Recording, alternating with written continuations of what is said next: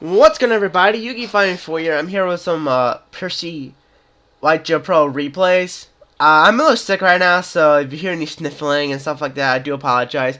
Feeling a little better now compared to what I was yesterday, to where I felt like complete shit. Oh god, I've been so bad yesterday, but yeah, it could be feeling better, or it could be the fact that I'm drugged up on NyQuil, which I probably should be sleeping, but I'm not. But I just wanted to really try to record some stuff for you guys while I'm not working right now. I got caught in sick. So, anyway, as in Fire King duels, I got 4 duels, plus with an extra Learn to Read friend, which is not with Fire Kings, it was something else.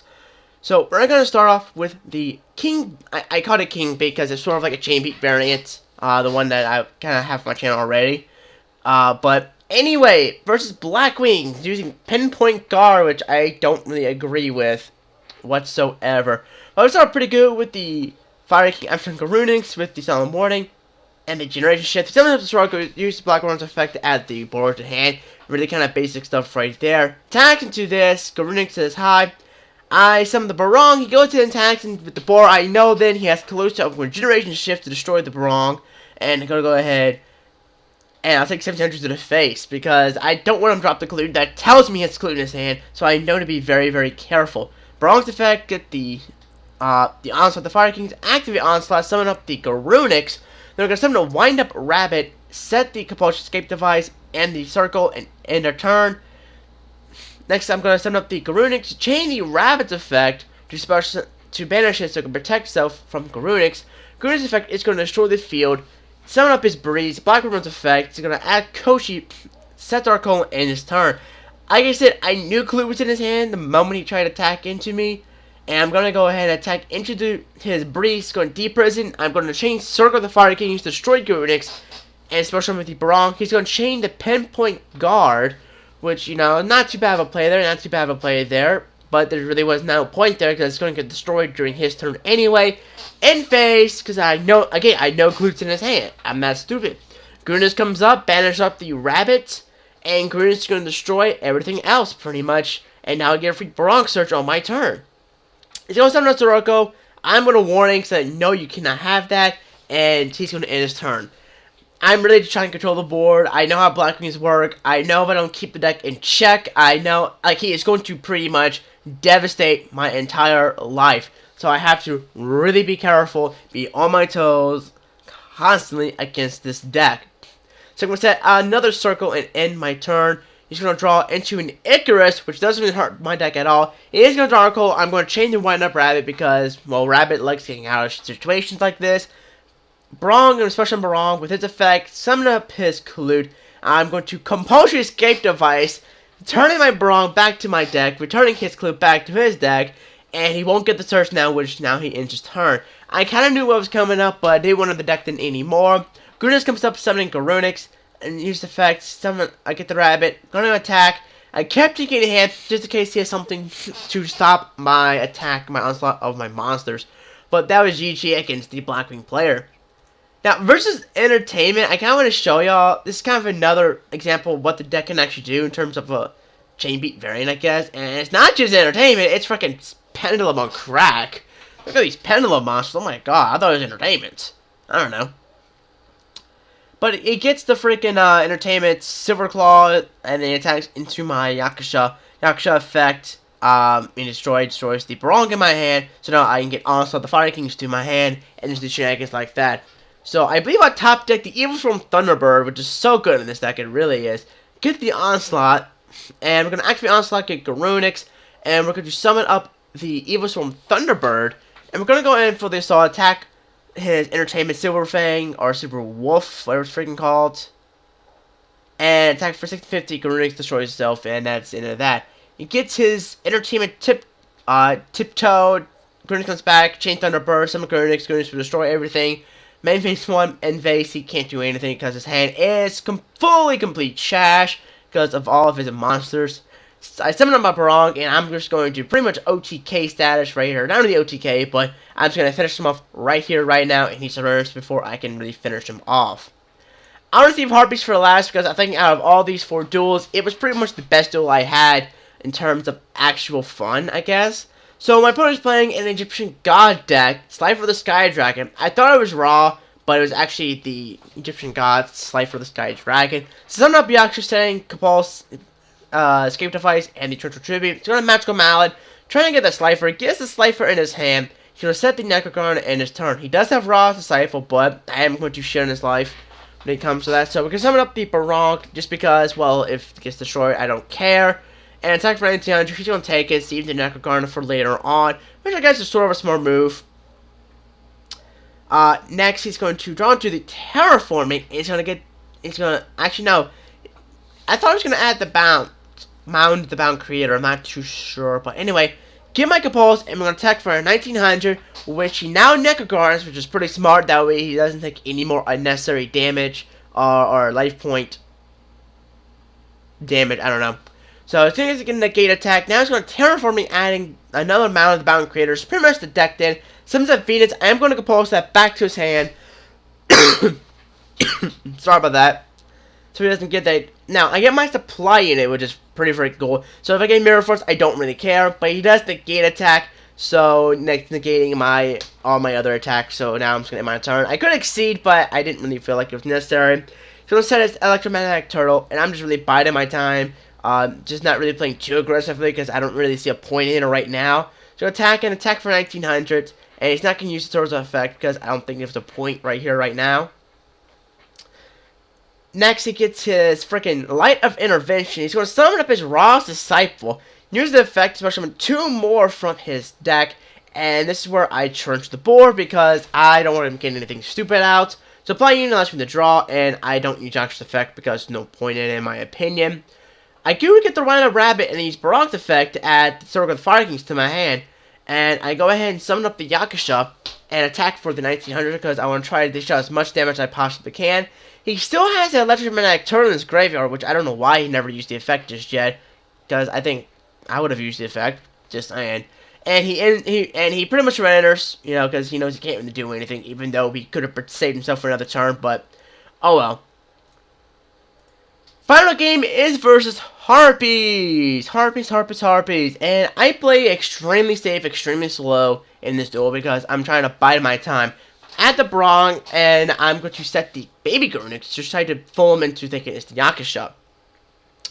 But it does get Misty hitting my on the Haunted, which does kind of stink, but at the same time, you know, I don't really care. I'd rather admit that than something else.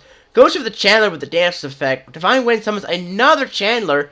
Using Chandler's effect, ditches Dance to summons Pet Dragon. And she's into the Drago Sack, which is like, okay, that's kind of scary, but it's not 100% scary.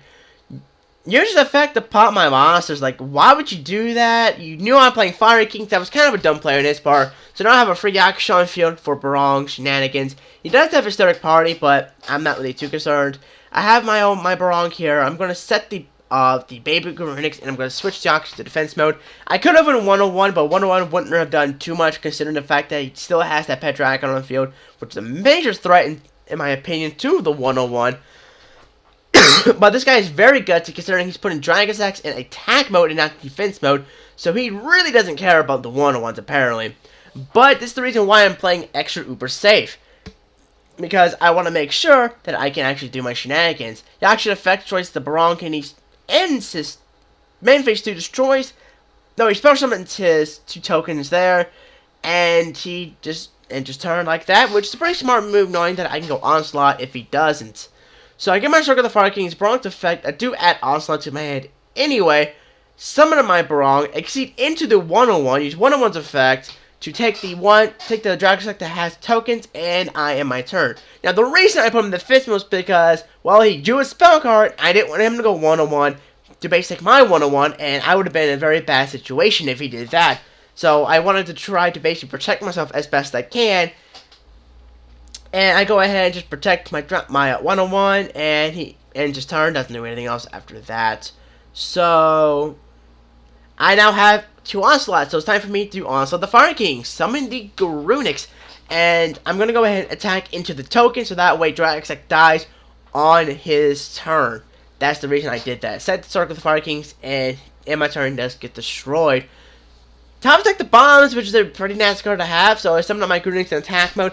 Not really too worried, probably shouldn't put them in defense mode, but I didn't have the bottomless. No, I had Sword of the Fire Kings to protect myself from the all-powerful, what's his face? The all-powerful 101. But here my opponent actually makes a really cool little play, which I've never seen a Harpy player actually do, which is basically combine Zephyros with the Hysteric Party. Use Zephyros effect to return, say, like Divine Wind and Mist Valley to the hand, then chain Hysteric Party to send the the Divine Wind to the graveyard to special summon your Harpies from the graveyard, which I thought that was actually pretty cool. And he still gets the Zephyros summon as well, which is really awesome in my opinion. So very, very nice play. And here I'm really kind of shitting bricks because he does have some annoying power. But I am going to circle the Fire Kings to take a Runic so he can go right back into the graveyard so I can go Poppy on my next turn.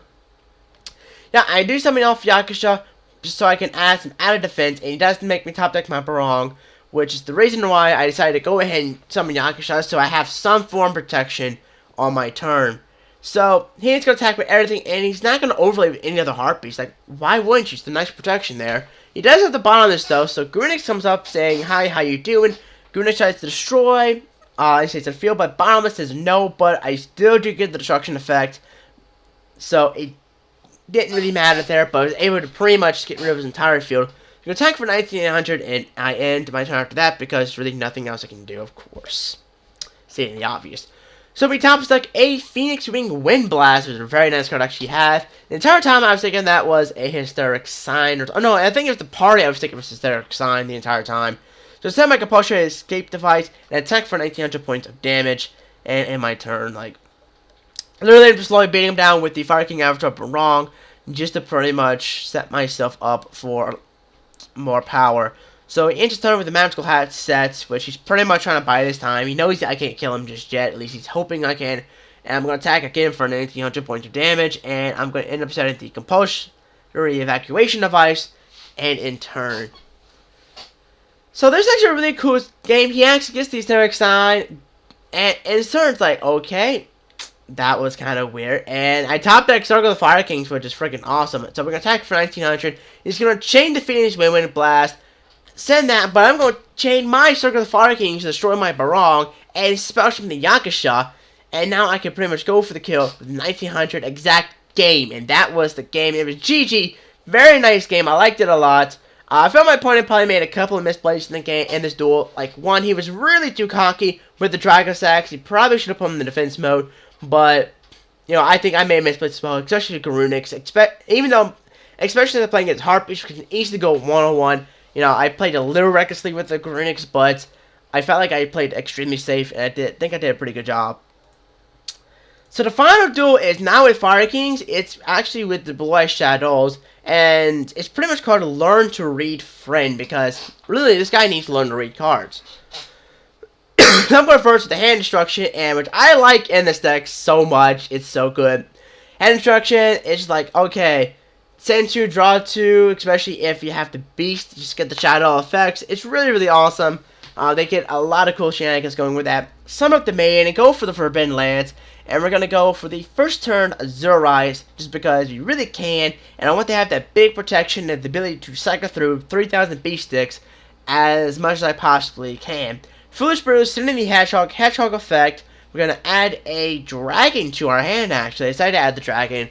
I didn't really know which one I wanted to add it, but I decided to go for the Dragon. My opponent's turn, he actually summons the Card Trooper. Card Trooper's effect mills 3. Banishes for BLS, sets the MST, and he attacks into my Falcon, which is like, okay, I don't really care. I summon a Beast in face down defense position. And then he attacks into my Beast with the Card Trooper, which now I get the flip effect. I have to draw 2. I send the Dragon to grave, Dragon's effect. I destroy his back row. So, even though it's an MST, it was still good for me to get rid of the back row, just in case there was something that was annoying. I top deck Hand Destruction, and I'm going to summon up my Blue Eyes Dragon from my graveyard. Summon up the Whitestone, and then synchro for another Azurize. Whitestone's effect, Azurize's effect, you know, now he protects the other Azurize, and Whitestone allows me to attack them by a card. Then I'm going to go ahead and Darko get rid of the field. He can draw a Card Trooper, I don't really care. I'm going to set 2, and I'm going to attack for 2,500 points of damage. I can protect this Azorius to lands, and plus I have another one on the field, so if one dies, I don't really care. He's gets the Eclipse Wyvern, and this is where my opponent really should have read. Goes here into Chaos, uses the effect to copy BLS, and now he's going to attempt to use the effect, and he surrenders. This is something he really should have learned, is he needs to read Azorius, because it cannot be targeted or destroyed by card effects until my turn. So that is something he really should have read. You know, maybe it's a misclick, but still, he really should have read up the effect of Azorius if he wasn't sure how it actually worked. So anyway, those are some Percy Yugioh replays. More videos will probably be recording in a little bit.